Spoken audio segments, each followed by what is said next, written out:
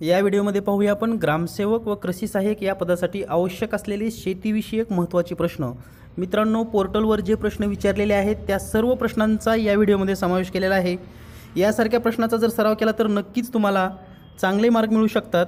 आपली तयारी व्हावी आणि आपल्याला गेस प्रश्न कळावे हाच या पेपरचा उद्देश असून या सारखी प्रश्न तुम्हाला परीक्षेमध्ये येऊ शकतात। चला तर पाहूया मग पोर्टलवरील महत्त्वाचे प्रश्न लगेच। व्हिडिओमध्ये पाहणार आहोत आपण शेतीविषयक अतिशय महत्त्वाचे प्रश्न ग्रामसेवक आणि कृषी सेवक परीक्षेसाठी।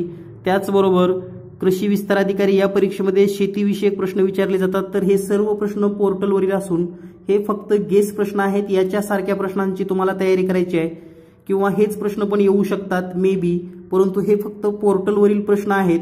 तर पाहूया पहिला प्रश्न, द्राक्षामध्ये फूल वाढवण्यासाठी मशागतीची कोणती पद्धत स्वीकारली जाते?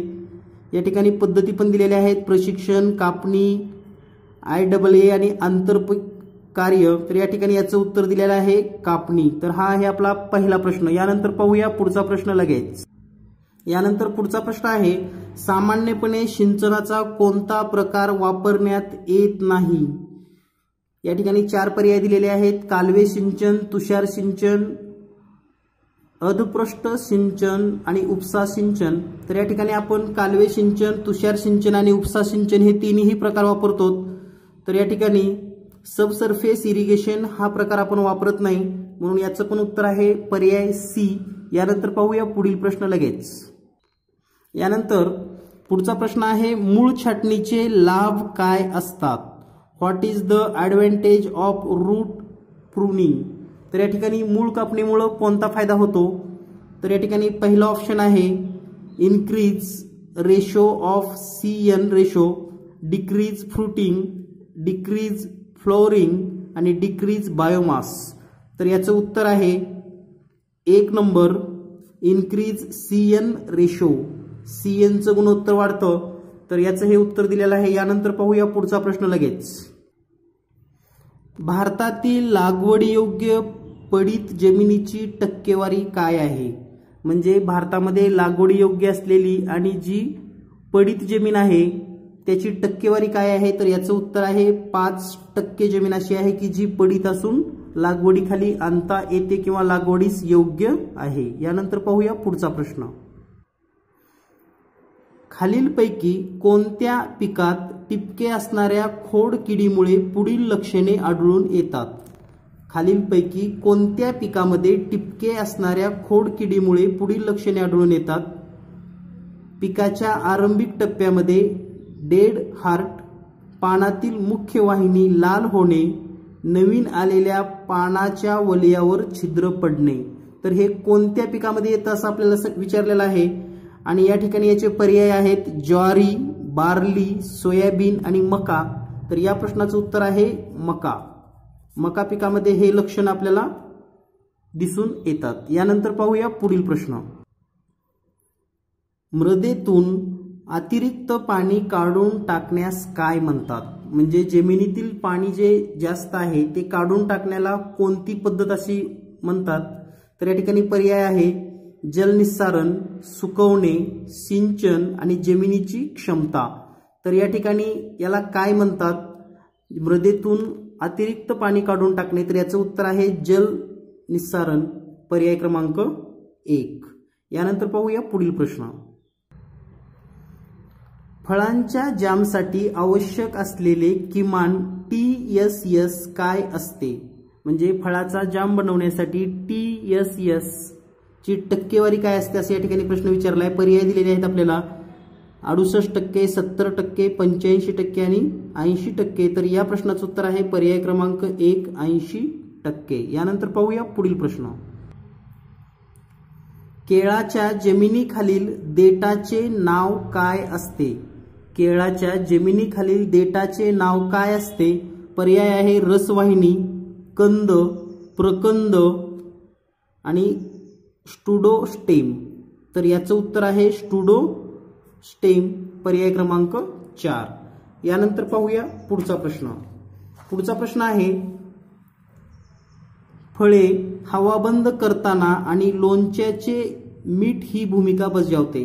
म्हणजेच in fruit canning and the pickling salt act as an म्हणजे मीठाचा वापर त्याच्यामध्ये कोणत्या प्रकारे होतो, तर याचे पर्याय आहेत ऑक्सिडंट, अँटीऑक्सिडंट, क्षपणक आणि विकर. आणखी एकदा पर्याय सांगतो, ऑक्सिडंट, अँटीऑक्सिडंट, क्षपणक आणि विकर. तर याचं उत्तर आहे अँटीऑक्सिडंट. अतिशय सोपा प्रश्न आहे, सहज हा प्रश्न तुम्ही सोडवू शकतात. यानंतर पाहूया पुढचा प्रश्न. कोबी वर्गीय पिकामध्ये परागकण कसे होते? कोबी वर्गीय पिकामध्ये परागकण कसे होते? पहिला आहे cross pollination, self pollination, often cross pollinated and एकलिंगी. म्हणजे या ठिकाणी आपल्याला 4 पर्याय दिलेले आहेत. तर याचं उत्तर आहे क्रॉस पॉलिनेशन, पर्याय क्रमांक 1. यानंतर पाहूया पुढील प्रश्न लगेच. भात लागवड पद्धतीत पाण्याची कमाल खोली टिंबटिंब असते. म्हणजे भात लागवड पद्धतीमध्ये पाण्याची कमाल खोली किती असायला पाहिजे? तर या ठिकाणी पर्याय आहेत 10 सेंटीमीटर, 8 सेंटीमीटर, 5 सेंटीमीटर आणि 4 सेंटीमीटर. तर याचं उत्तर आहे 5 सेंटीमीटर कमाल खोली असायला पाहिजे. पुढचा प्रश्न आहे तुरीचे शास्त्रीय नाव टिंबटिंब हे आहे. तर आपल्याला बॉटॅनिकल नेम ऑफ अरहर्स इज असे या ठिकाणी विचारलेला प्रश्न आहे. तर याचं उत्तर आहे कजानस कजान, पर्याय क्रमांक 1. यानंतर पाहूया पुढील प्रश्न लगेच. पुढचा प्रश्न असा आहे या ठिकाणी नियासिनने समृद्ध भाजी पिकाचे नाव सांगा. म्हणजेच name a vegetable crop rich in niacin. तर या ठिकाणी नियासिनचं प्रमाण जास्त असलेले आपल्याला जर भाजीपाला सांगायचा असेल, पर्याय दिलेले आहेत पालक, चवळी, मुळा आणि रताळे. तर याचं उत्तर आहे पर्याय क्रमांक 4 डी, रताळे. पुढचा प्रश्न आहे पुढीलपैकी कोणत्या फवारणी यंत्राला हायड्रोलिक फवारक म्हणून गटबंध केले जाते? पुढीलपैकी कोणत्या फवारणी यंत्राला हायड्रोलिक फवारक म्हणून गटबंध केले जाते? तर या ठिकाणी आहे फक्त पायाने, फक्त नॅपसॅक आणि फक्त रॉकर. आणि चौथा पर्याय आहे वरीलपैकी सर्व. तर या ठिकाणी याचं उत्तर आहे या वरील तिन्ही पद्धतीने गटबंध केलं जातं, म्हणून पर्याय क्रमांक 4 उत्तर बरोबर आहे. पुढचा प्रश्न आहे खालीलपैकी कोणते पीक जास्त प्रमाणात पाटीवर चौकटी असलेल्या पतंगाने प्रभावित होते? Which of the following crop is most affected by diamond back moth? तर या ठिकाणी सफरचंद, फुलकोबी, मिरची आणि कॅसावा असे पर्याय दिलेले आहेत. तर याचं उत्तर आहे फुलकोबी, बी, कॅलीफ्लॉवर. यानंतर पाहूया पुढील प्रश्न. पुढचा प्रश्न आहे पुढीलपैकी कोणता खरा परोपजीवी आहे? तर या ठिकाणी which of the following is true parasite असं विचारलेलं आहे. पहिला आहे उवा, दुसरा आहे कोळी, तिसरा आहे गांधील माशी आणि चौथा आहे ट्रायकोग्रामा सेपिस. तर या ठिकाणी याचं उत्तर आहे उवा, पर्याय क्रमांक 1. त्यानंतर पुढचा प्रश्न आहे मूळ खोडाचा लोपिंग म्हणजे काय? मूळ खोडाचा लोपिंग म्हणजे काय? पर्याय क्रमांक 1 मूळ खोडाचा वरचा भाग काढून टाकणे, मूळ खोडाचा खालचा भाग काढून टाकणे, नवीन फांद्या काढून टाकणे, फुलाच्या कळ्या काढून टाकणे. तर या ठिकाणी 4 पर्याय दिलेले आहेत. तर याचं उत्तर आहे पर्याय क्रमांक 1 मूळ खोडाचा वरचा भाग काढून टाकणे म्हणजेच खोडाचे लोपिंग होय. यानंतर पाहूया पुढील प्रश्न. मित्रांनो हे सर्व प्रश्न गेस प्रश्न आहेत. यासारखीच प्रश्न परीक्षेमध्ये असू शकतात. फक्त या ठिकाणी आपणास गेस मिळावा आणि नेमका अभ्यास करायची दिशा तुम्हाला समजावी या उद्देशाने हे सर्व प्रश्न दिलेले आहेत. या चॅनलवर आपल्याला तांत्रिक बाबीसाठी जे काही प्रश्न आवश्यक आहेत असे सर्व प्रश्न, मग ते ग्रामसेवक असतील, तलाठी, आरोग्यसेवक, आपण कोणतीही जिल्हा परिषदची परीक्षा देत असाल, त्याचबरोबर सर्व विस्तार अधिकारी या सर्व पदासाठी आवश्यक असे सर्व तांत्रिक प्रश्नाचे व्हिडिओ आपल्याला या चॅनलवर पाहायला मिळतील. चॅनल सोबत राहा, सबस्क्राइब करा. चला तर पाहूया पुढचा प्रश्न. या ठिकाणी पुढचा प्रश्न आहे नोंदवण्यासाठी बोरोग्राफचा वापर केला जातो. म्हणजेच बोरोग्राफ इज युज्ड टू रेकॉर्ड मृदेचे जलसामर्थ्य, मृदेचे सामर्थ्य, मृदेचे तापमान आणि चौथा पर्याय आहे अखंड वातावरणीय दाबाची नोंद. तर याचं उत्तर आहे अखंड वातावरणीय दाबाची नोंद. याच्यासाठी आपण बोरोग्राफचा वापर करतो. यानंतर पाहूया पुढील प्रश्न. पाण्याच्या मृदेकडे आकर्षल्यास आकर्षणास काय म्हणतात? म्हणजेच what is the attraction between water to soil is called as. पाण्याच्या मृदेकडे असलेलं जे काही आकर्षण असतं त्याला काय म्हणतात असा प्रश्न आहे. आणि या प्रश्नाचं उत्तर आहे आसंजन, पर्याय क्रमांक 1. यानंतर पाहूया पुढचा प्रश्न लगेच. कोणत्या पिकामध्ये स्वयं पॉलीप्लॉइडी विकसित होते? म्हणजे in which crop auto polyploidy is developed. पर्याय आहे दुधी भोपळा, कलिंगड, लीची आणि टोमॅटो. तर याचं उत्तर आहे कलिंगड, 2 नंबर. यानंतर पाहूया पुढचा प्रश्न. सर्वप्रथम हवामानाचे वर्गीकरण करण्याचे प्रयत्न केलेली व्यक्ती कोण?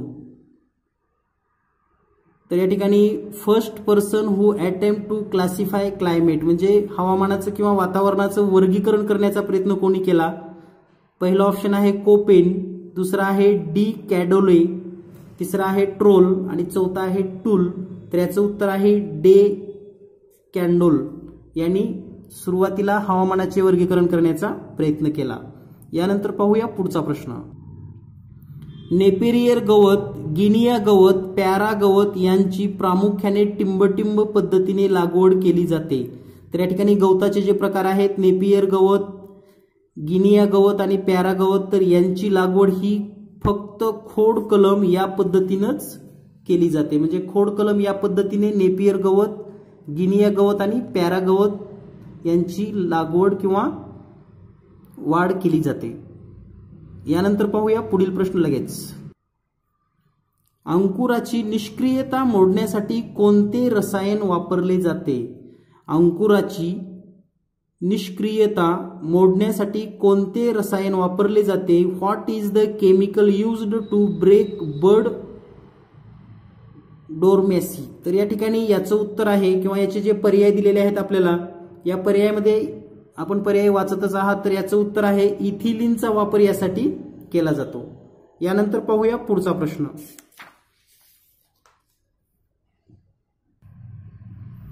कांद्याच्या खाण्याजोग्या भागाचे नाव सांगा. कांद्याचा जो खाण्याजोगा भाग आहे त्याचं नाव सांगायचं आहे. तर या ठिकाणी पर्याय आहेत गड्डा, आकंद, घनकंद आणि प्रकंद. तर याचं उत्तर आहे गड्डा, पर्याय क्रमांक 1. मजगियन येथे करतात, म्हणजेच टेरिसिंग इज डन हिअर. तर मजगियन कोठे करतात असा प्रश्न आहे. वाळवंटी प्रदेश, कोरडे प्रदेश, डोंगराळ प्रदेश आणि मैदानी प्रदेश. तर या प्रश्नाचं उत्तर आहे डोंगराळ प्रदेशामध्ये टेरिसिंग केलं जातं. यानंतर पाहूया पुढील प्रश्न. सूक्ष्म पोषक तत्वामध्ये फक्त कोणते मूलतत्व अधातू आहे? म्हणजे जे सूक्ष्म पोषण तत्व आहे त्याच्यामध्ये कोणते मूलतत्व अधातू आहे असं विचारलेलं आहे. मॅग्नीज, बोरॉन, लोह आणि झिंक. तर आपल्याला अतिशय सोपा प्रश्न आहे हा. झिंक, लोह आणि बोरॉन हे तर म्हणजे मॅग्नीज धातू आहेत. बोरॉन हा अधातू आहे, म्हणून याचं उत्तर आहे पर्याय क्रमांक बी.